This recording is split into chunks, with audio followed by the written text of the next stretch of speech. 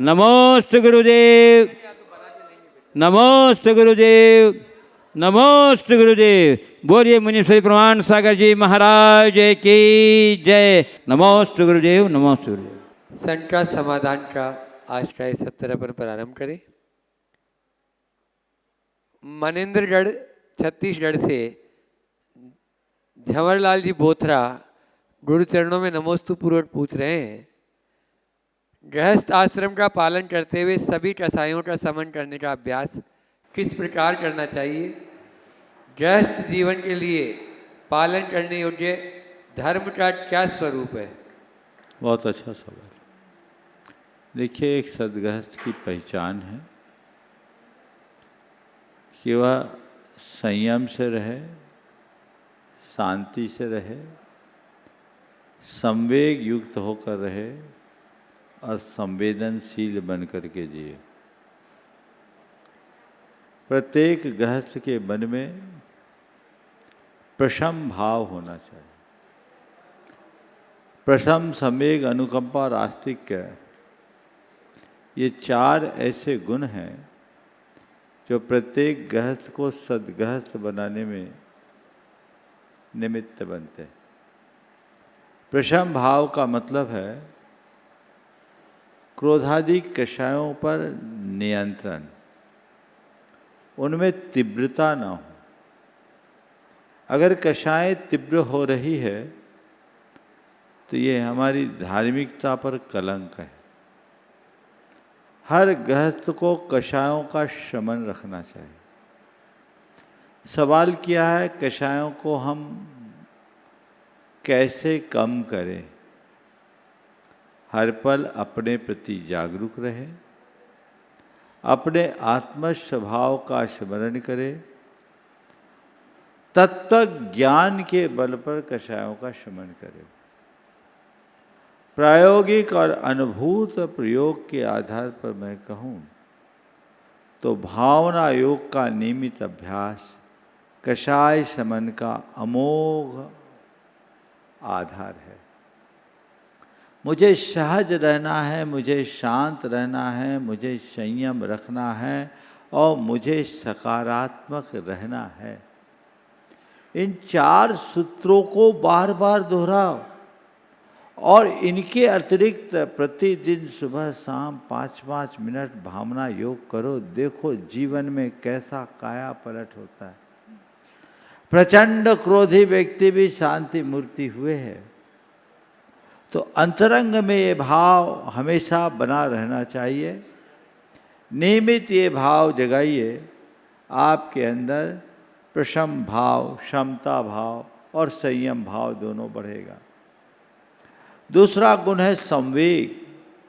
संवेग यानी संसार और पापों से डर, जगत की नश्वरता और भोगों की असारता का बार बार चिंतन करने से संवेग जागृत होता है। ये सब तुच्छ है, क्षणभंगुर है, नश्वर है, कभी भी नष्ट हो जाने वाले हैं और इनमें कभी शांति और तृप्ति नहीं मिलती। जैसे प्याज के छिलके को उतारने से कभी उसका अंत नहीं होता, ऐसे ये सब के सब तृष्णा की वृद्धि करने वाले हैं। इनमें शांति और तसल्ली कभी नहीं होती। ऐसा मनोभाव जिसके हृदय में जाग जाता है, उनके अंतरंग में संवेग भाव जागता है और संवेग भाव जाग जाने से भोगासक्ति मंद पड़ने लगती है। और जो जो भोगासक्ति मंद होती है, हमारे कषाय भी शांत होती है और हमारे अंदर संयम भाव का भी विकास होता है। तीसरी बात है अनुकंपा, दया, जो अंदर की संवेदना पर निर्भर करती है। अंतरंग में संवेदना होनी चाहिए। जैसे मैं हूँ वैसी जगत के अन्य प्राणी हैं। संसार के प्राणियों को अपने समान मानने वाला जीव संवेदना से भरता है और जिसके हृदय में संवेदनशीलता होती है, उसके अंतरंग में ही दया भाव पनप पाता है। तो ये दया भाव अपने अंतरंग में रखिए। और चौथी बात आस्तिक यानी श्रद्धालु बनिए। तत्व के प्रति श्रद्धा, धर्म के प्रति श्रद्धा, आत्मा के प्रति श्रद्धा, पुण्य पाप के प्रति श्रद्धा, कर्म सिद्धांत के प्रति श्रद्धा जिसके हृदय में रहती है उस व्यक्ति की वृत्ति और प्रवृत्ति सब परिवर्तित हो जाती है, उसका जीवन बहुत सहज और शांत होता है। तो ये चारों गुणों को अपने अंतरंग में विकसित करने का अभ्यास कीजिए। इसमें सहायक है प्रभु की आराधना, गुरुओं की सेवा, स्वाध्याय और सामायिक। ये नियमित आप कीजिए, आपके जीवन में व्यापक बदलाव आएगा। गुणायतन ट्रस्टी प्रकाश चंद जी जैन गाजियाबाद से नमोस्तु पूर्वक अपने गुरु चरणों में पूछना चाह रहे हैं। इनका प्रश्न 3 प्रश्न एक साथ पूछ रहे हैं और व्यवस्था से संबंधित है। महाराज जी, मेरी शंका है, मंदिर में जब हम सामूहिक पूजा करते हैं और उस समय कोई फटे धोती दुपट्टा पहन कर खड़े हो जाते हैं तो क्या वह उचित है? दूसरा है, मंडलाष्टक के समय वेदी में विराजमान भगवान के चरण छूते हैं या अन्य सामग्री आदि धो रहे हैं और भाव नहीं लग रहे हैं तो उसको किस प्रकार से दूर कर सकते हैं? और तीसरा है, महाराज जी सामूहिक पूजा में किन किन बातों का ध्यान रखें? गुरु चरणों में बारंबार नमोस्तु करते हैं। देखिए, मंदिर जी में पूजा आदि बिल्कुल व्यवस्थित होना, वस्त्र पूजा आदि के समय वस्त्र आदि व्यवस्थित होना चाहिए। फटे वस्त्र पहन करके पूजन नहीं करना चाहिए। आप वस्त्र व्यवस्थित रखिए। मंदिर जी में वस्त्रों को जो भी देखते हैं उनको चाहिए कि वो वस्त्रों को व्यवस्थित रखें। पहनते समय भी आप ध्यान रखिए। अगर मंदिर में सुलभ न हो तो आप अपनी व्यवस्था कर लें और अपने वस्त्र मंदिर में बदल करके आप कर सकते। फटे हुए वस्त्र पहनना अच्छी बात नहीं है। अब कोई पहनकर आ गया है तो हम अपना ध्यान उससे हटा दें। हमारा ध्यान आदमी के वस्त्रों पर ना होकर भगवान की भक्ति पर हो तो हम ज़्यादा अच्छा रखेंगे। फिर भी ऐसी व्यवस्था होनी चाहिए कि ये निमित्त आए ही नहीं और लोग व्यवस्थित बने रहें। जहाँ तक मंगलाष्टक आदि के समय में अन्य प्रकार की क्रियाओं को करने का सवाल है, बिल्कुल उस समय इस तरह की कोई क्रिया नहीं करनी चाहिए। जब मंगलाचरण चल रहा हो, मंगलाष्टक हो रहा है, हाथ जोड़ ले, उस समय भगवान को छूने की क्या आवश्यकता? संपूर्ण क्रिया अभिषेक आदि की संपन्न हो जाए तब करे, दूर से करे। लोग मंगलाष्टक के श्लोक भी बोलते रहते हैं और अपना दूसरा काम भी करते रहते हैं। तो मंगलाष्टक तो मंगलाचरण है और वो मंगल के लिए है, तो मन ही नहीं मिलेगा तो मंगल कैसे होगा? और कई लोग जैसा बोला उसी समय द्रव्य भी धो रहे हैं। तो भैया, भगवान के सामने द्रव्य धोने की क्या पड़ी? द्रव्य धोने की जगह की कमी है क्या मंदिर में? आप भगवान के सामने द्रव्य मत धोइए। मंदिर जी में जो द्रव्य धोने का स्थान है, द्रव्य धोने की क्रिया वहीं करें। यदि ऐसा करेंगे तो पवित्रता भी बनी रहेगी और दूसरों को व्यवधान नहीं होगा। हमें इन बातों का ध्यान रखना चाहिए। जहाँ तक सामूहिक पूजन आदि की बात है, सामूहिक पूजन में 4 बातों का ध्यान रखना चाहिए। पहली बात, लोगों को अनुशासन में रहना चाहिए, समयबद्ध होना चाहिए। दूसरी बात, लोगों में लीनता होनी चाहिए, स्वर लय मिलना चाहिए। कोई कुछ बोल रहा है, कोई कुछ बोल रहा है, वैसा नहीं होना चाहिए। तीसरी बात, सामूहिक कार्यक्रम में लोगों को एक धीमी गति से कार्यक्रम चलाना चाहिए, सुपर फास्ट नहीं भागना चाहिए, ताकि जो तेज़ी से कर सकते वे और जो नए हैं वे सब लोग उसमें सम्मिलित हो सके, इसका ध्यान रखना चाहिए। और चौथी बात, सामूहिक पूजा करते समय पूरा फोकस पूजन पर होना चाहिए, अन्य बातों पर कम होना चाहिए। कई बार जो विधान पूजन आदि कराते हैं उनके व्याख्यान ही इतने लंबे हो जाते हैं कि पूजा का वक्त ही नहीं लगता। प्रक्रिया में समय कम लगाएं, क्रिया में समय ज़्यादा दें, ताकि उनका सीधा जुड़ाव हो सके और जो पहली बार भी पूजा करने में आया है उसका मन लग सके। यहाँ प्रत्यक्ष रूप से उपस्थित प्रश्न लेते हैं। कुमारी साक्षी जैन मधुवन। महाराज जी नमोस्तु नमोस्तु नमोस्तु। महाराज जी रामचंद्र जी ने महाराज जी के गले में मरा हुआ सर्प डाला था, क्या उनको पता नहीं था ये महाराज जी हैं? पहले तो आपको गलत इन्फॉर्मेशन मिली बेटा। रामचंद्र जी ने ऐसा नहीं किया था। किसने बोला? किसने किया था? याद करो, बोलो, याद है? बोलो। राजा सैनिक। हाँ, तो राजा सैनिक और रामचंद्र जी एक हैं क्या? गलती हो गई ना? बोलो महाराज जी गलती हो गई। महाराज जी गलती। हाँ, अब याद रखना। राजा सैनिक ने एक मुनि महाराज जिनका नाम था यशोधर जी, उनके गले में मरा हुआ सांप डाल दिया था और उससे महाराज पर भयानक उपसर्ग हो गया था।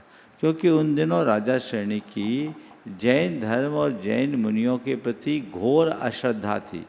वो उनसे घृणा करता था, नफरत करता था, उसके मन में द्वेष था। उस द्वेष से प्रेरित होकर के उसने ऐसा किया था और बड़ा तीव्र पाप कर्म का बंध किया। उसकी वजह से वो नरका का पात्र बन गया। समझ गए? चलो। नमोस्तु श्री महाराज चंद्र कुमार जी गुरु चरणों में अपना प्रश्न कर। श्रद्धेय गुरुवर एवं समस्त मुनि संघ को नमोस्तु नमोस्तु नमोस्तु।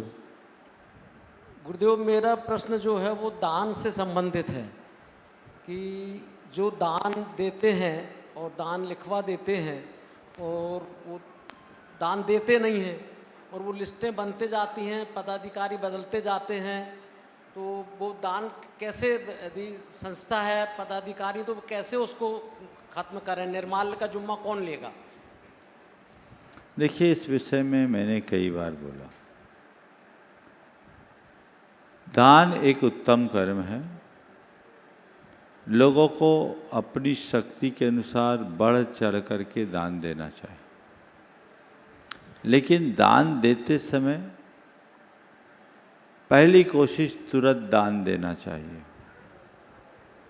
कदाचित तुरंत देने की स्थिति नहीं हो और कोई बड़ा दान करना हो तो दान देते समय ही आयोजकों को ये बोल देना चाहिए कि ये राशि मैं इतनी अवधि में दूंगा, और वो कंडीशनल कमिटमेंट होना चाहिए।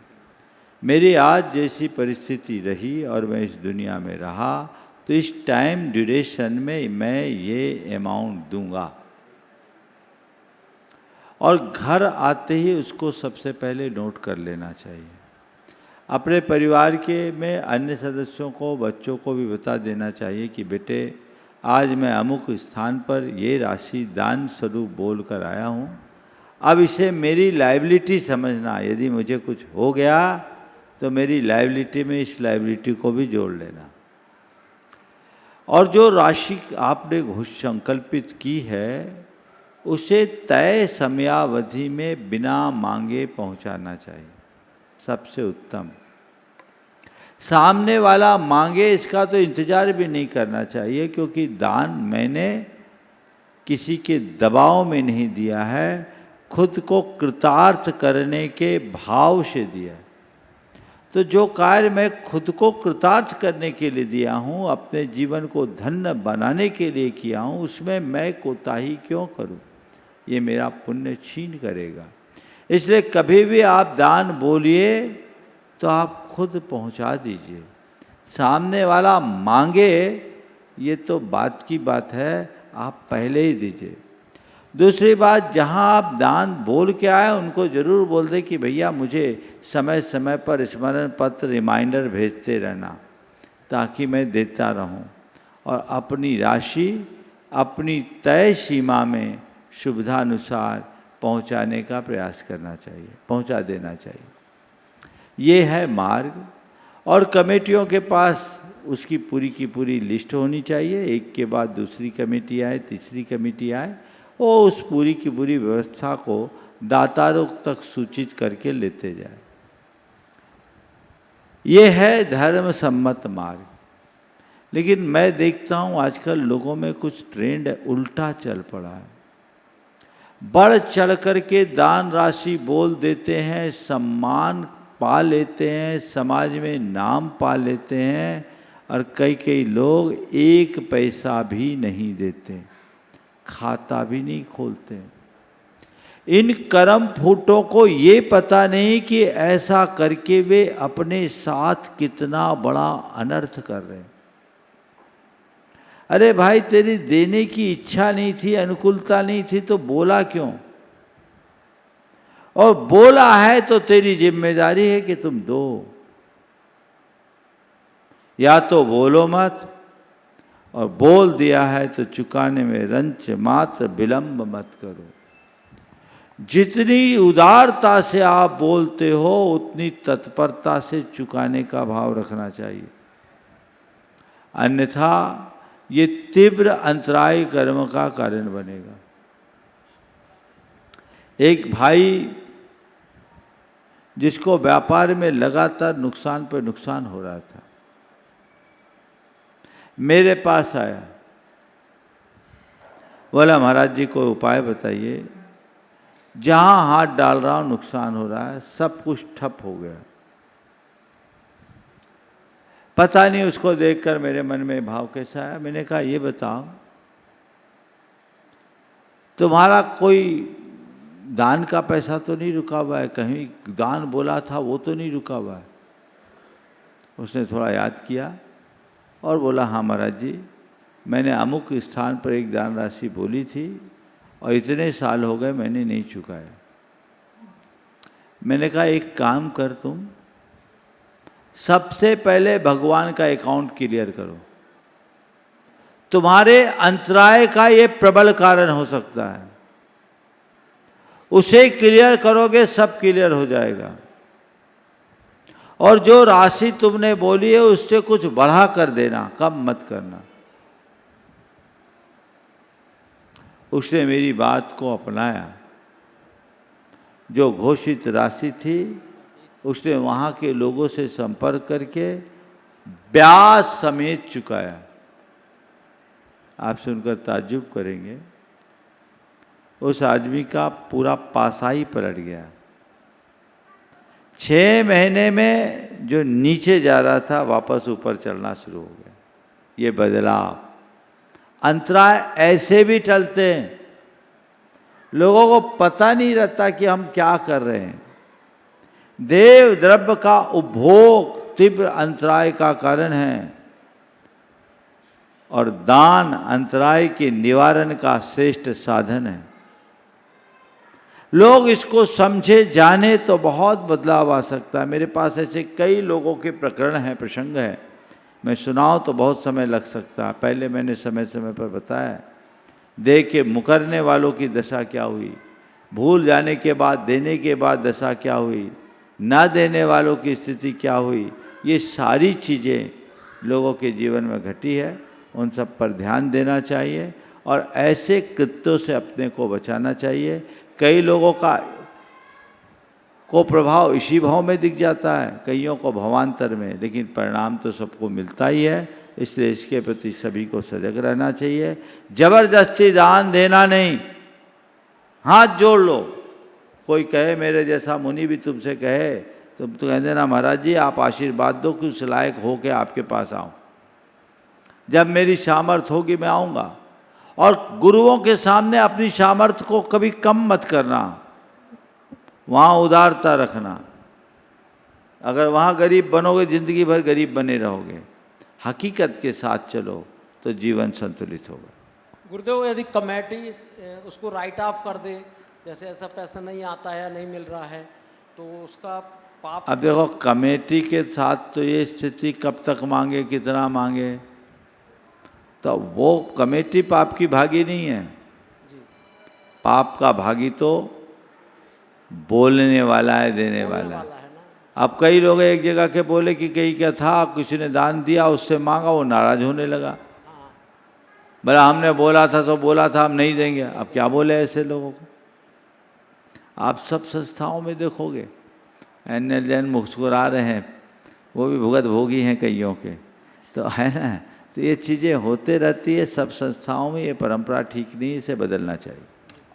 नमोस्तु गुरुदेव। भोपाल से अनुष्का जैन, अनीता जैन, अनामिका जैन। गुरुवर आपसे सीखा हमने सत्य अहिंसा का पाठ, गुरुवर आपके चरणों में हम झुका रहे अपना माथ। गुरुदेव जी को नमोस्तु नमोस्तु नमोस्तु। महाराज श्री जी, क्या माफ़ी मांग लेने से हमारे द्वारा किया हुआ बुरा कर्म कट जाता है या उसका फल भी हमको भोगना पड़ता है? माफ़ी का क्या महत्व है? देखिए, माफ़ी यानी क्षमा। क्षमा हमारा बहुत बड़ा धर्म है। 10 धर्मों में पहला धर्म क्षमा धर्म है। तो क्षमा कोई फॉर्मेलिटी नहीं है, क्षमा हृदय का भाव है। कोई गलती हो और हम अगर क्षमा मांगे तो वो हमारे अंदर का पश्चाताप हमारे जीवन को बदलता है, और इसके साथ जो क्षमा करता है उसका पाप और करता है। इसलिए कभी भी कोशिश हो कि हमसे गलती हो ही नहीं, और गलती हो तो क्षमा मांगने में संकोच न करें।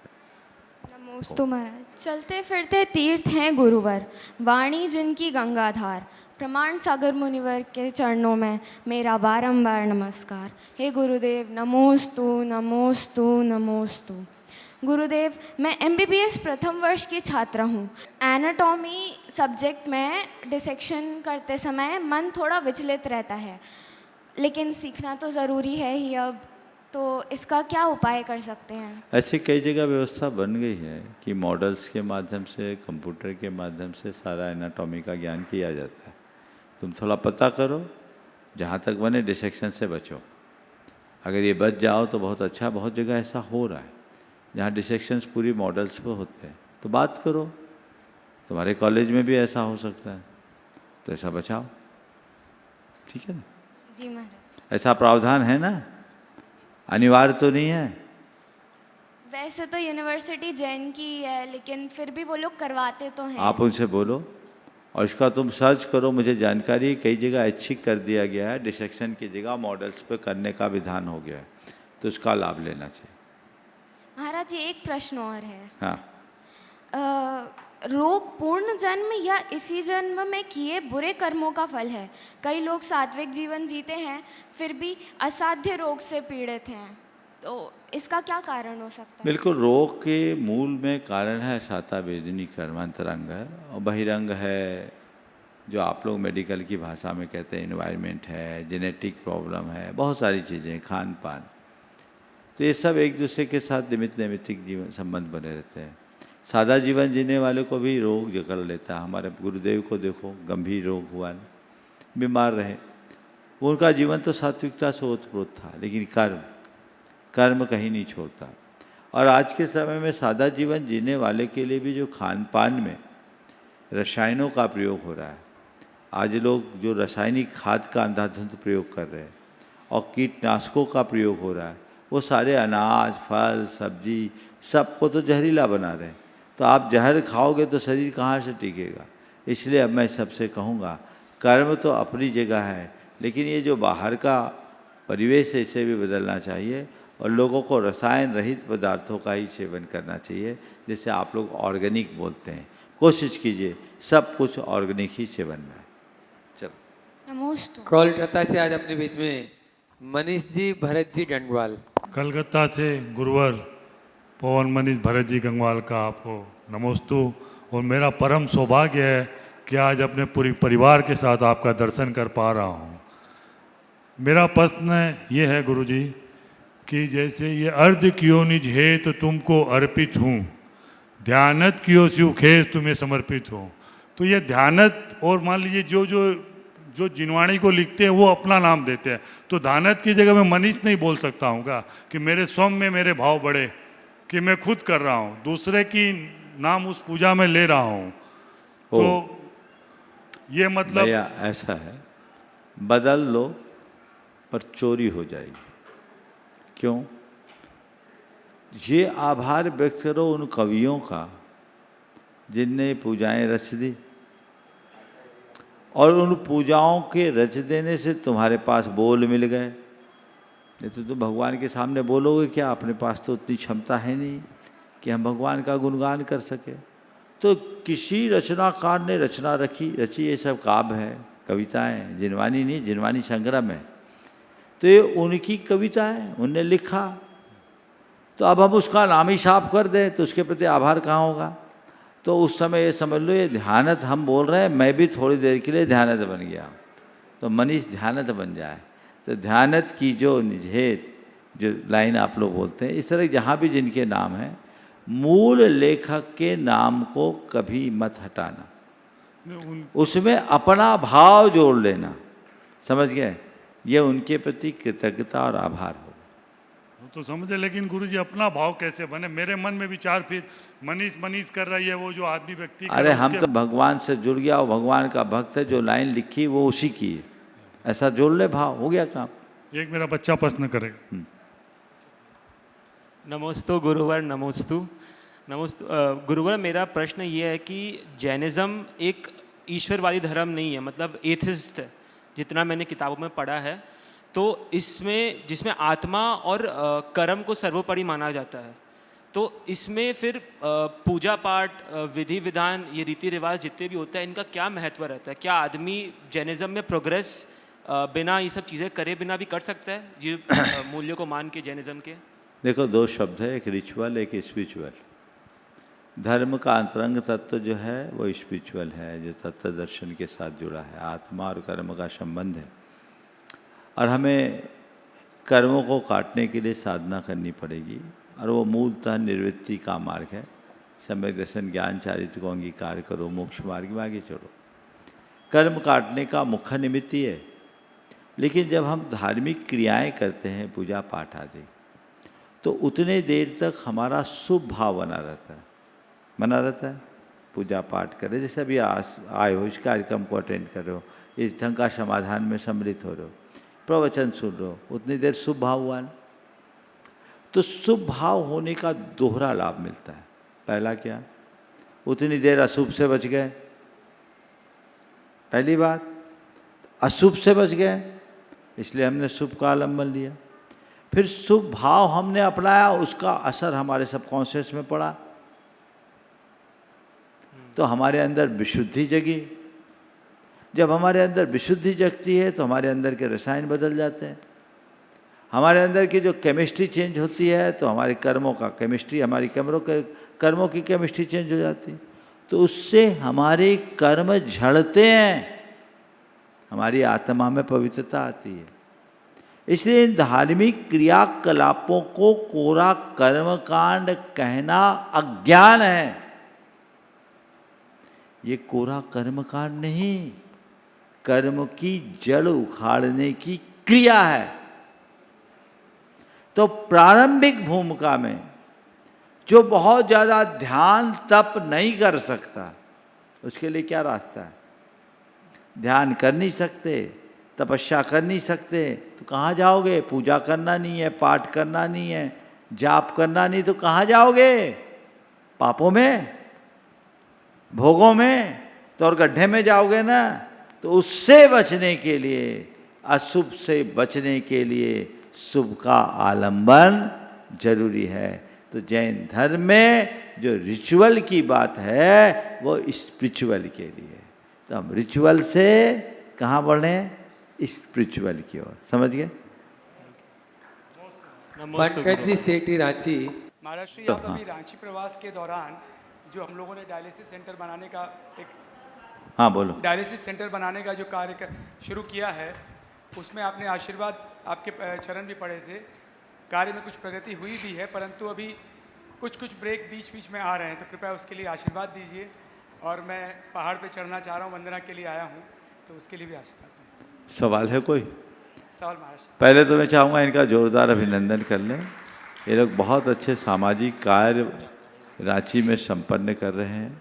वहाँ जो भगवान महावीर, मणिपाल अभी आप तो आपके मूल ट्रस्ट का नाम बोलो ना। जी, भगवान Mahavir hospital and research centre. हाँ, भगवान Mahavir hospital and research centre जो इनकी संस्था है, आज बहुत लोगों को ये लोग योगदान दे रहे हैं। वहाँ एक पूरा नेत्र चिकित्सालय निःशुल्क चल रहा है। अभी इनने डायलिसिस सेंटर की भी शुरुआत की है, बहुत उत्तम है।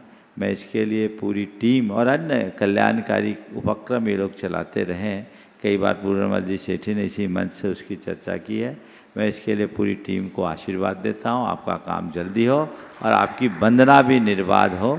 बहुत बहुत आशीर्वाद। देखो, हर महीने एक वंदना करने आते हैं, इतनी गर्मी में भी दूसरे युवाओं को प्रेरणा लेनी चाहिए। नमोस्तु महाराज, नमोस्तु महाराज। नमोस्तु महाराज जी। महाराज जी, हमारे जैन धर्म में मौन को इतनी महत्वता क्यों दी गई है? मौन को इतनी महत्ता क्यों दी गई? देखिए, मौन से प्रवृत्तियाँ नियंत्रित होती है, आधी प्रवृत्ति छूट जाती है। जब हम मौन रखते हैं तो हमारा मन जुड़ता है। खुद के साथ संवाद जोड़ने के लिए मौन जरूरी है। साधना तब होती है जब हम सब चीज़ों में विराम लगाते हैं। मौन विराम का एक सबल आधार है। नमोस्तु महाराज। श्रीमती चंद्रकला जी पाटनी। परम पूज्य गुरुवर के चरणों में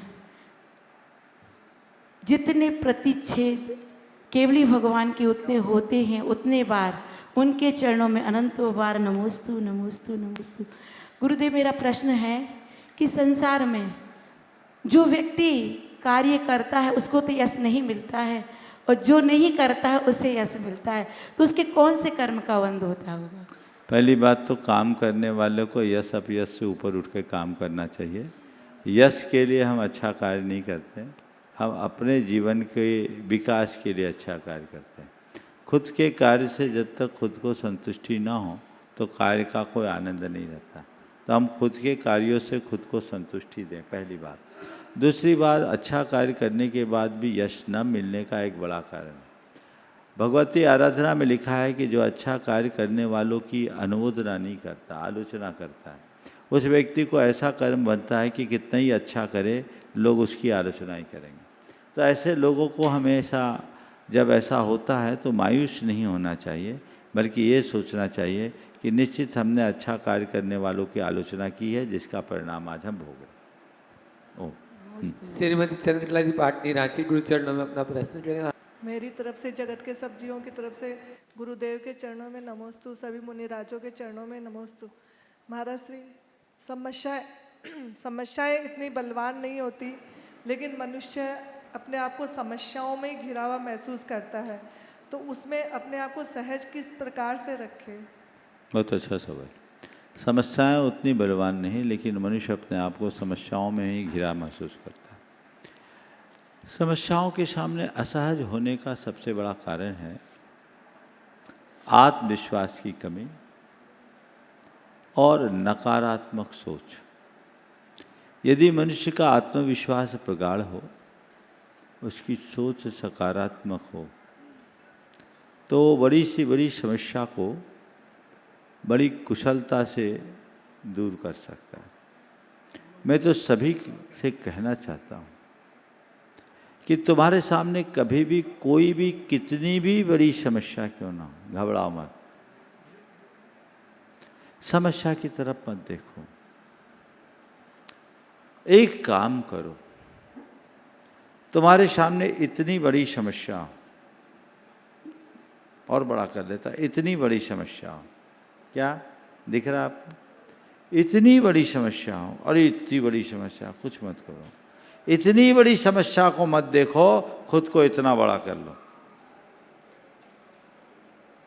खुद को इतना बड़ा बनाने में समर्थ बना लो। खुद की क्षमता विकसित कर लोगे तो समस्या अपने आप छोटी हो जाएगी।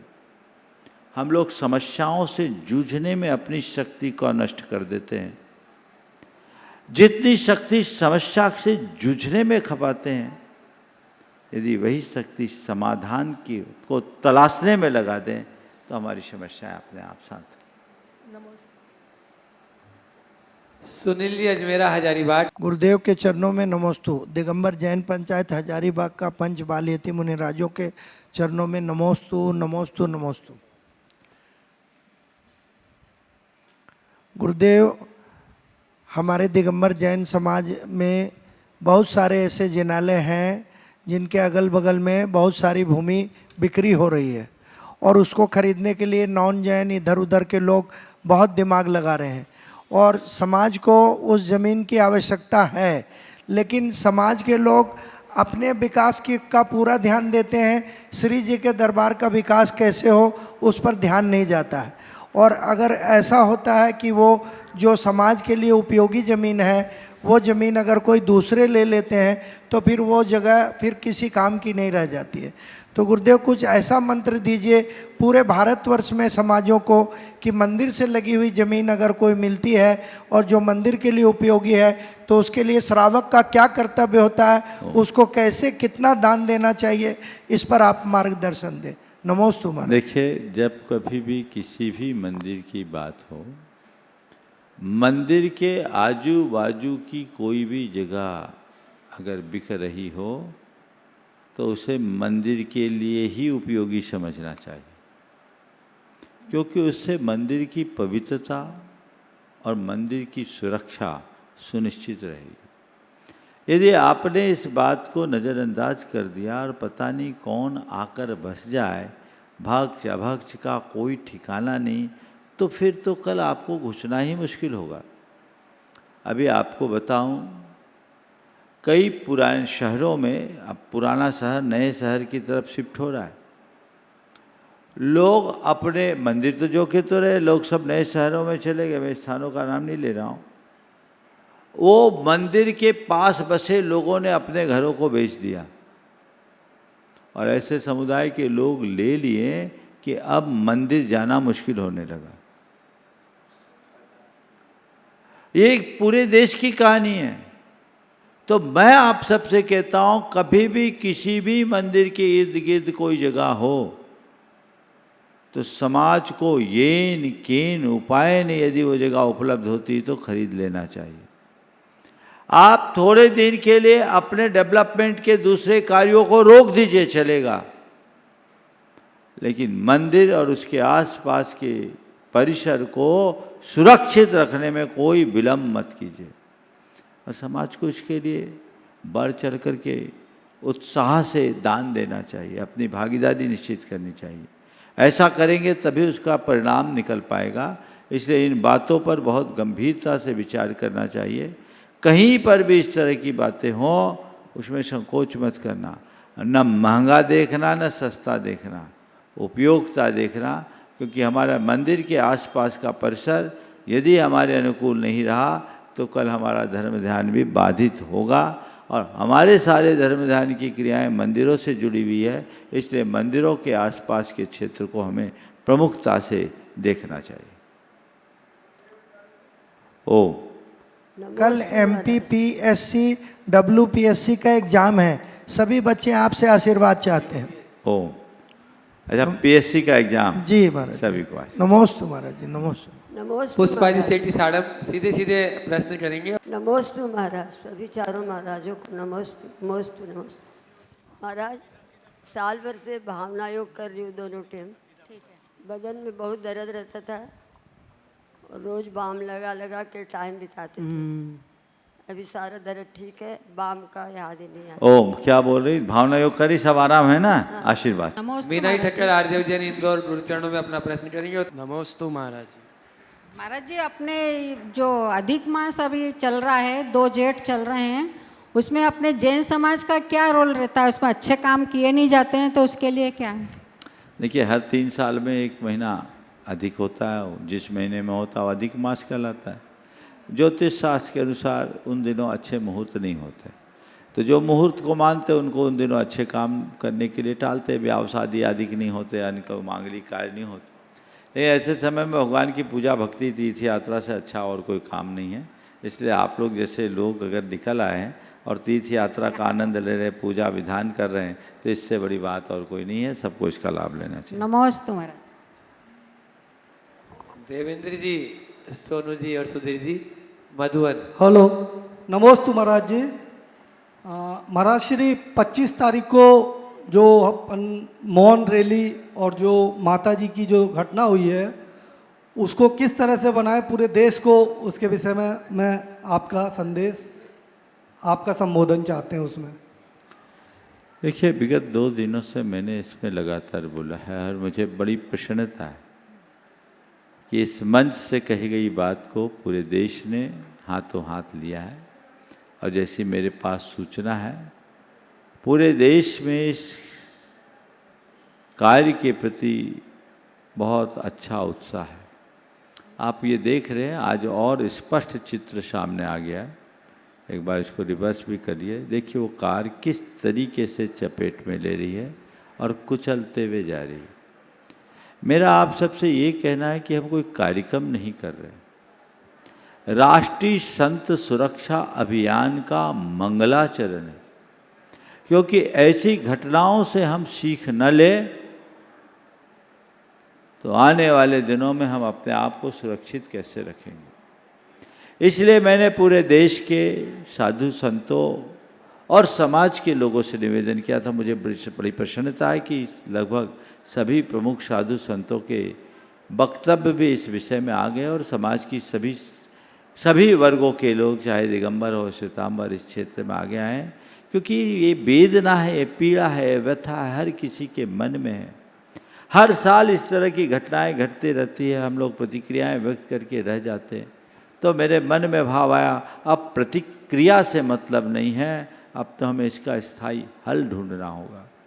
तो इसका स्थायी हल ढूंढने के लिए आपको पुरजोर तरीके से जागरूकता लानी होगी। जैसा मैंने कल कहा था, आज समाज जाग जाए तो ये घटना इतिहास बनेगी, और समाज यदि नहीं जागती तो ये घटना भविष्य बनती। ये जागने का समय है, पूरी समाज को जागना है। और एक समय पर एक परिधान में 8 बजे का समय रखा। 8 बजे सब लोग एकत्रित होइए, श्रद्धांजलि सभा रखिए और एक से परिधान में मौन पूर्वक तख्तियाँ लेकर के अपने अपने यहाँ से जाइए और जो भी सक्षम अधिकारी है उन तक अपना ज्ञापन पहुँचाइए। ये आपका ज्ञापन जिला कलेक्टर, पुलिस अधीक्षक, मुख्यमंत्री, राज्यपाल, प्रधानमंत्री, गृह मंत्री, अल्पसंख्यक आयोग सबके पास और भारत के राष्ट्रपति सब तक जाना चाहिए। ये प्रति आप सब जगह पहुंचाइए। इसकी पूरी सामग्री प्रमाणिक ऐप पर और सोशल मीडिया में उपलब्ध है।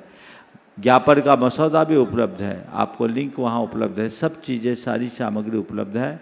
आप उससे नारे, उनकी जो पट्टियाँ, वो सब कुछ उसमें सुलभ है। आपका काम है कि आप तत्परता के साथ इस कार्य को करें और आगे बढ़ाएं।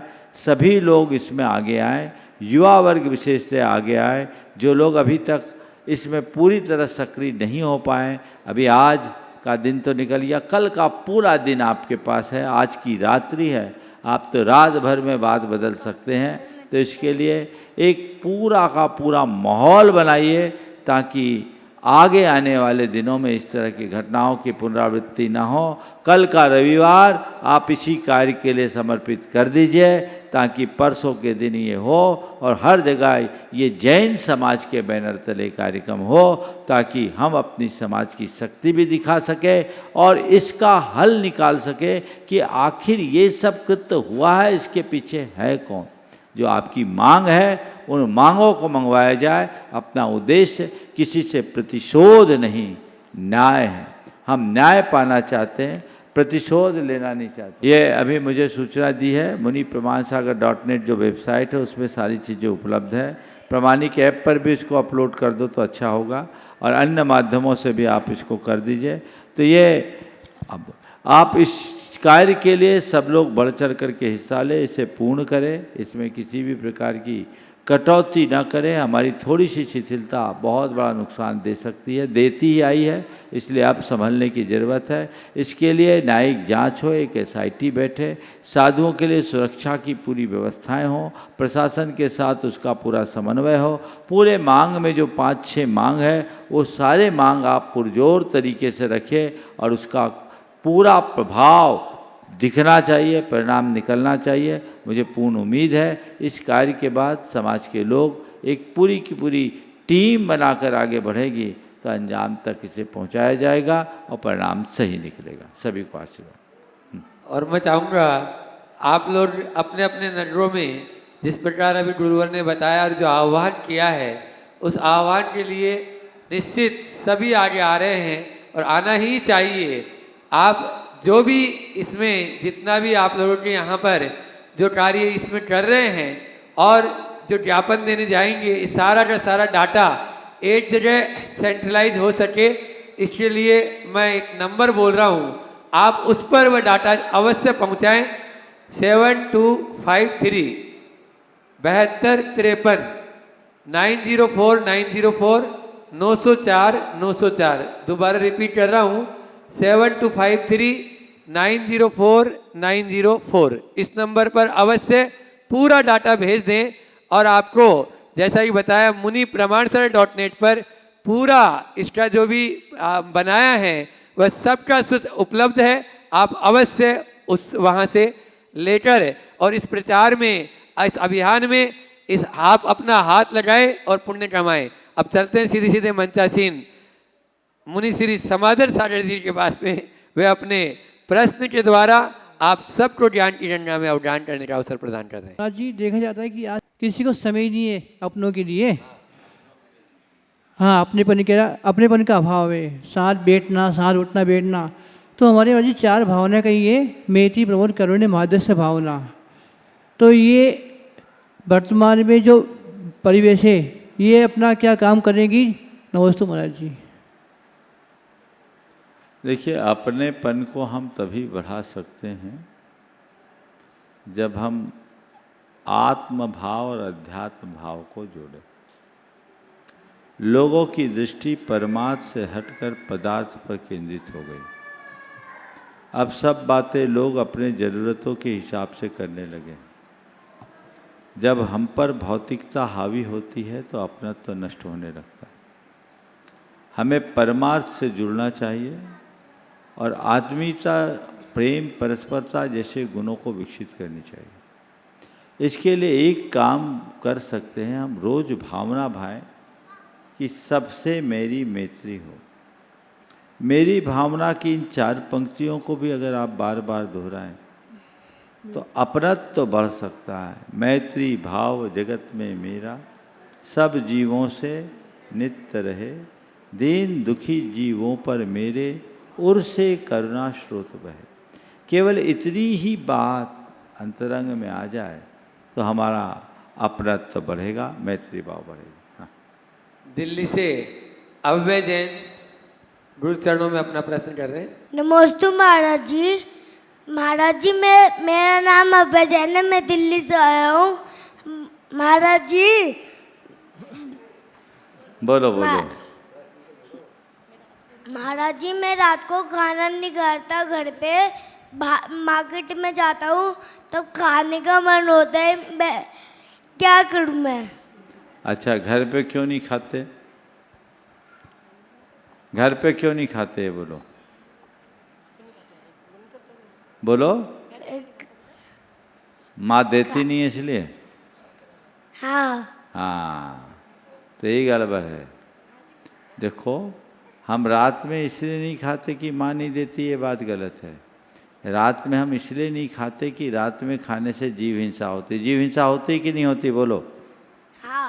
रात में खाओगे मच्छर कीड़े उसमें गिरेंगे कि नहीं गिरेंगे? जी। और गिरेंगे तो उनको खाने में पाप लगेगा कि नहीं लगेगा? हाँ। हिंसा होगी कि नहीं होगी? हाँ। बोलो। हाँ, होगी। हिंसा हम बोलो, माइक पे बोलो। होगी। होगी।